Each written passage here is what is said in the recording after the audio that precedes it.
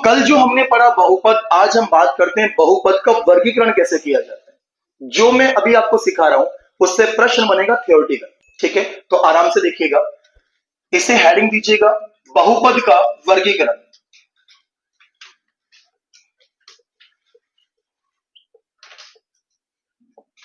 बहुपद का वर्गीकरण, क्लासिफिकेशन ऑफ पॉलिनोमियल। ये जो बहुपद को हम तोड़ते हैं, इसे हम तोड़ते हैं बेसिकली तीन टुकड़ों। कैसे? पहला टुकड़ा पद के आधार पर, दूसरा टुकड़ा घात के आधार पर,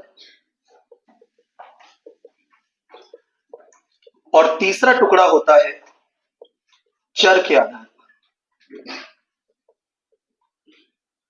ध्यान से सुनना मैं कहना क्या चाह रहा हूं।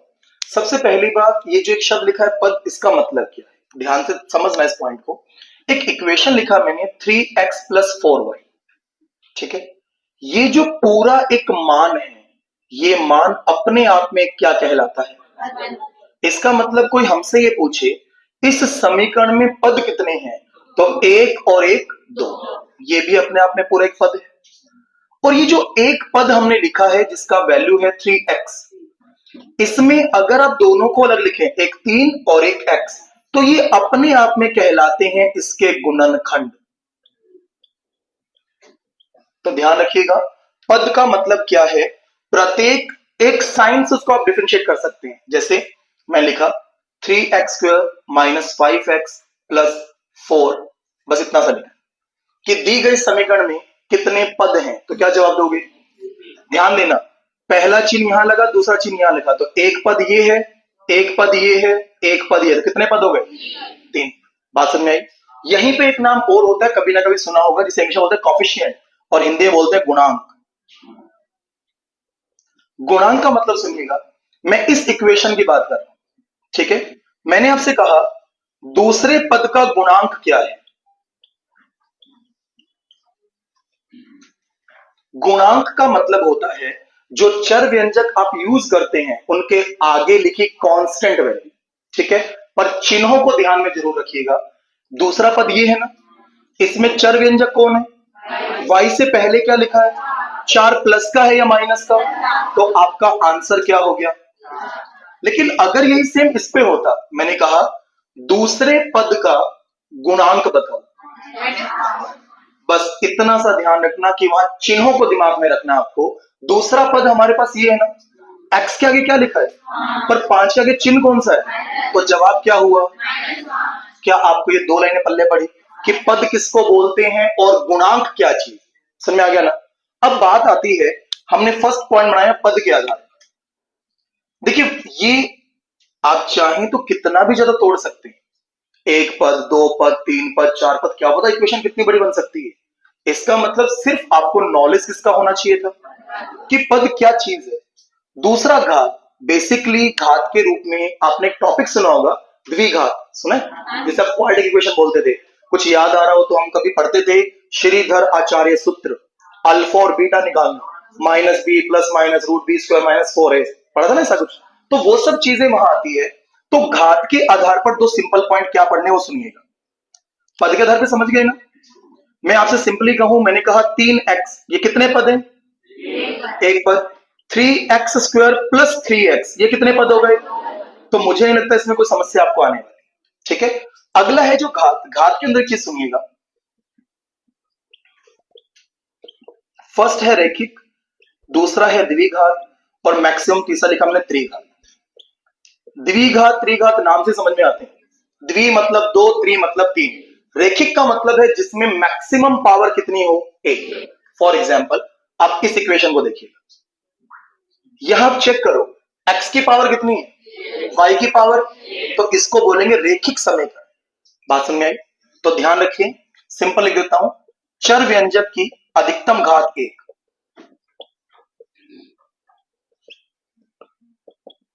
यहां मैक्सिमम घात कितनी हो जाएगी, 2,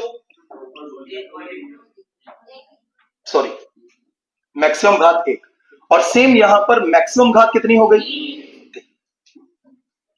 अब अगर इसे इक्वेशन के माध्यम से समझें तो मैंने कहा 3x² प्लस 4x+7। आप इस समीकरण को देखें तो उसमें मैक्सिमम घात कितना है? 2। इसका मतलब इस समीकरण को क्या कहा जाएगा? द्विघात समीकरण। और ऐसे ही सेम मैं आपसे कहूं 3x³ plus 3x² plus 3x+1, इसमें पद कितने हैं? 4। ध्यान रखना, अगर कभी भी घातों को घटते क्रम में लिखा जाए तो ध्यान रखें जितनी घात होती है उसमें एक जोड़ दो, वो उसके पद होते हैं। मैंने क्या कहा, ध्यान से सुनिएगा। रेखिक बहुपद है ना, रेखिक समीकरण के अंदर मैक्सिमम पावर कितनी है?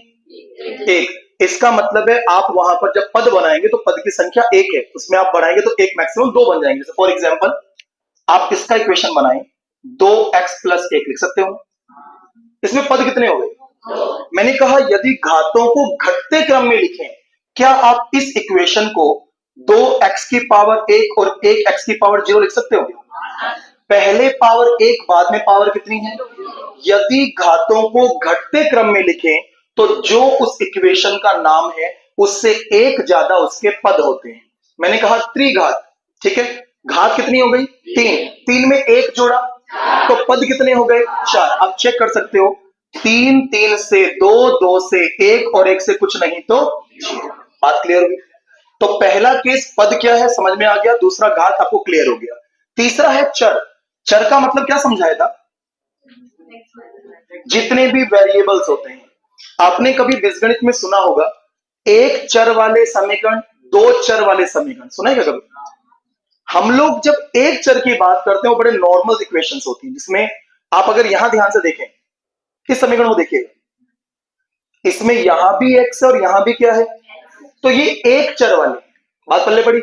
इसको देखना, x और y ये कितने चर वाले हैं कि यहां x भी काम आ रहा है और y भी।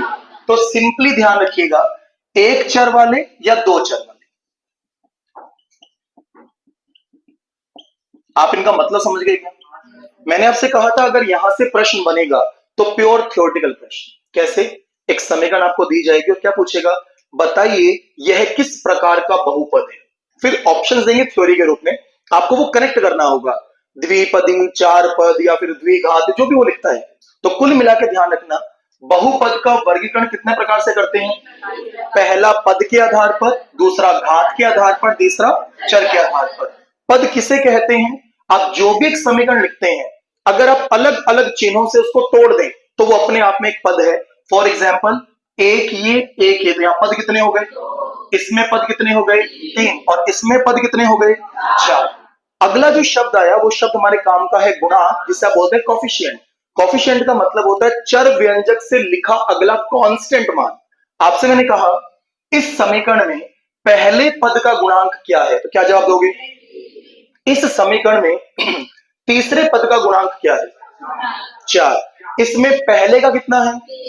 कुछ भी इक्वेशन बनाया जा सकता है। तो पद का मतलब आप क्लियर कर चुके हैं। घात के आधार पर बेसिक 3 नाम है, रेखिक, द्विघात, त्रिघात। रेखिक का मतलब जहां मैक्सिमम चर व्यंजक की पावर कितनी हो? 1। द्विघात में 2, त्रिघात में 3। और चर के आधार पर या तो वो एक चर वाले हो सकते हैं या क्लियर है। अब मैंने जो अभी आपको थ्योरी बताई मैं उस पर प्रश्न ले रहा हूं, फटाफट इसे नोट करना, शॉर्ट में ही जैसा लिखा हुआ। अब जो थ्योरी आपने पढ़ी है अगर आप ढंग से उसको देखेंगे तो आपके सारे प्रश्न हो जाएंगे। बस पॉइंट ये है कि प्रश्न क्या लिखा हुआ है उसे ढंग से पढ़िए, ऑप्शन ध्यान से देखिए और उसके बाद अपना आंसर टिक करें।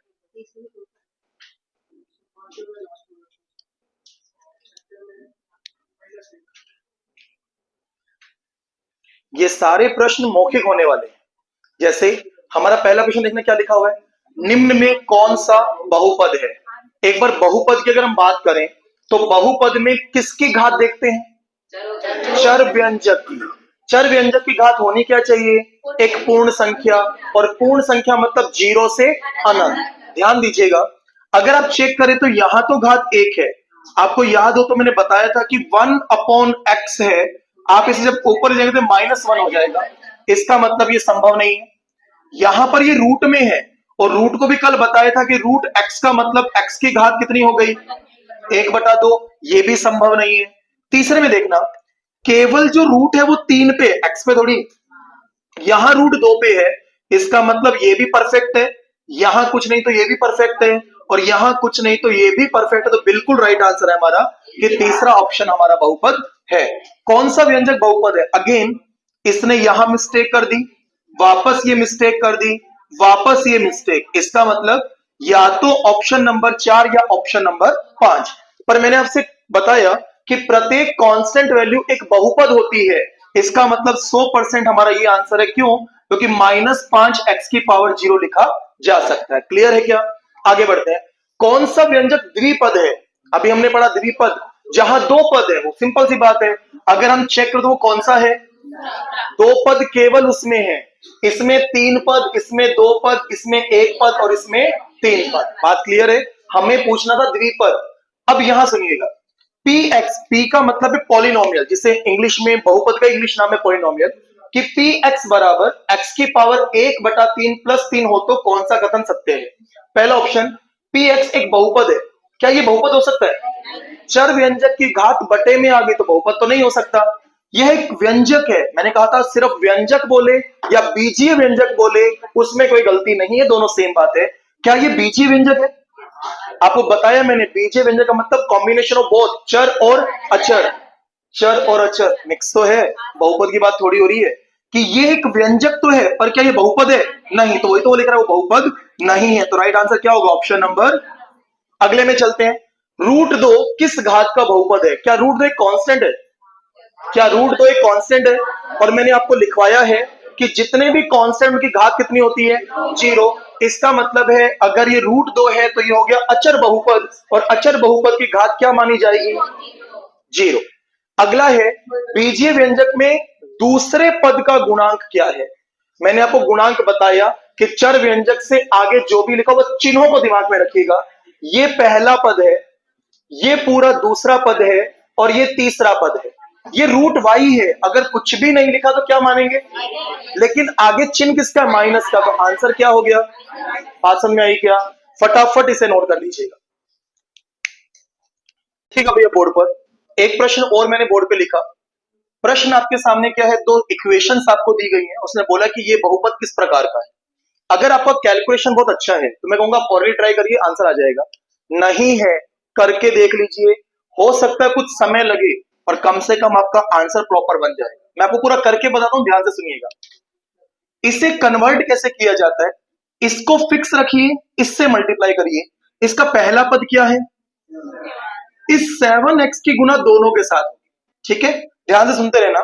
7x को x से गुणा किया, 7x प्लस का प्लस, 7 को 7 से गुणा किया 49, तो 49xy। कोई डाउट? अब बारी किसकी आई? y, पर y के आगे माइनस लगा हुआ, ध्यान रखना। इसकी भी गुणा दोनों के साथ होगी। -y को x से गुणा किया, -xy। कोई डाउट? -y को +7y से गुणा किया तो -7y। कोई दिक्कत है? अब सुनिए, 7x², 7y², यहां तो कोई दिक्कत नहीं है। क्या दोनों के वेरिएबल एक जैसे हैं क्या? 49 में से एक कम किया तो? कृपया ध्यान से देखिएगा, क्या इसके आगे ये हल हो सकता है? नहीं। अब मुझे बताइए यहां पद कितने हैं या घात कितनी है? यहां चर कितने हैं? अब जो तुमने बोला, चर का मतलब है x और y। x भी दिख रहा है, y भी दिख रहा है, तो दो चर हैं, 3 पद हैं, घात कितनी है? क्या ऐसा कोई मैच हो रहा है क्या? कौन सा ऑप्शन? तो राइट आंसर क्या है? बात पल्ले पड़ी क्या? इसमें दो चर भी हैं, x और y, त्रिपद 1 2 3 पद भी हैं, द्विघात पावर भी 2 है, और आगे तो बहुपद ही लिखा है। क्लियर हुआ? तो अगर आपको लगता है कि आपका कैलकुलेशन अच्छा है, ऑरली करिए, नहीं है पूरी गुणा करके देखिए, उसके बाद अपना आंसर टिक करिए, जल्दबाजी मत कीजिएगा। क्लियर हुआ? तो इसी के साथ बहुपद क्या है, बहुपद का वर्गीकरण क्या था, उनके क्वेश्चंस कैसे बनते, वो अपना कंप्लीट हुआ। अब हम शुरुआत करेंगे क्या? बहुपद की घात। फटाफट ये नोट कीजिएगा। पॉइंट है हमारा, उस पॉइंट का नाम है बहुपद की घात। ये ध्यान रखिएगा, टॉपिक आपका वही है बहुपद, लेकिन बहुपद के आपके पॉइंट्स बहुत अलग अलग चलते हैं। अब घात का मतलब सभी जानते हैं, बहुपद क्या है वो भी आप जानते हो। एक सिंपल सी लाइन लिखता हूं, अगर उस लाइन का मतलब आप समझ गए तो इस क्वेश्चन में कभी नहीं अटकोगे। क्या पॉइंट है, ध्यान से सुनिएगा। दी गई समीकरण, ये आप जानते हैं, हम इस समीकरण को ही क्या बोलते हैं, बीजीय व्यंजक, क्योंकि दोनों का कॉम्बिनेशन होता है ना इसमें। तो दी गई समीकरण में चर व्यंजक की अधिकतम घात या चर व्यंजकों की घातों का योग दोनों में जो अधिक हो वही बहुपद की घात कहलाएगा।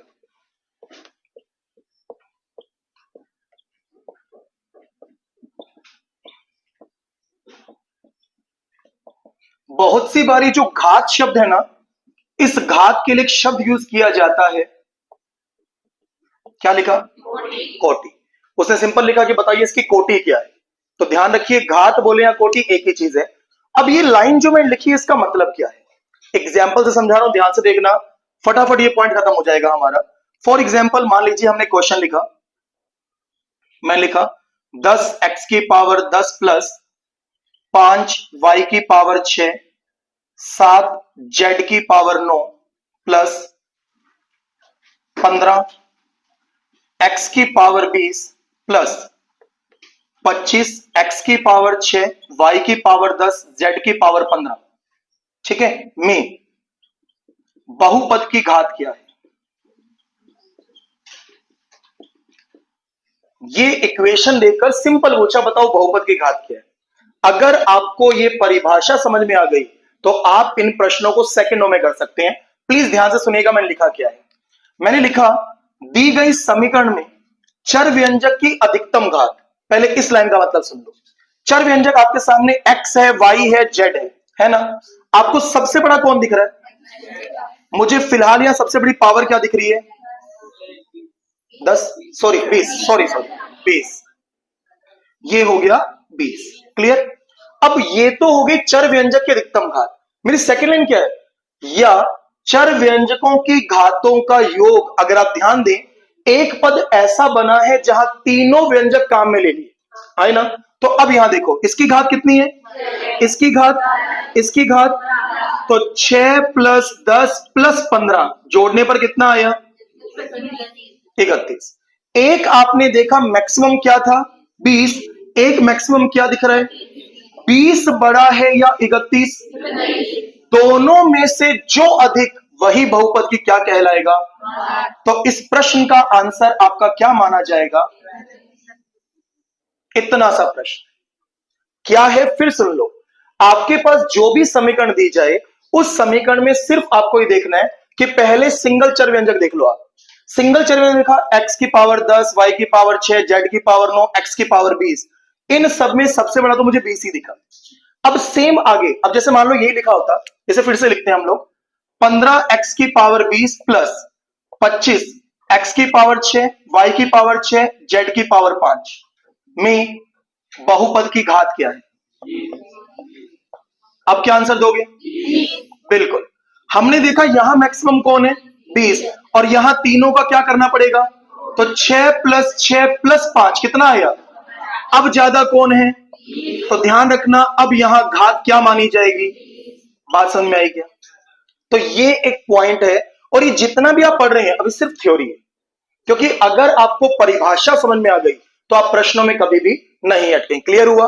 तो ध्यान रखें, और ऐसा जरूरी नहीं है हर बार ये साथ में ही आएंगे, इक्वेशन डायरेक्ट भी तो आ सकता है। जैसे एक एग्जांपल और ले लेते हैं, मैं लिखा -4 y की पावर 10 प्लस 2 x की पावर 15 प्लस 15 z की पावर 6 में बहुपद की कोटि क्या है।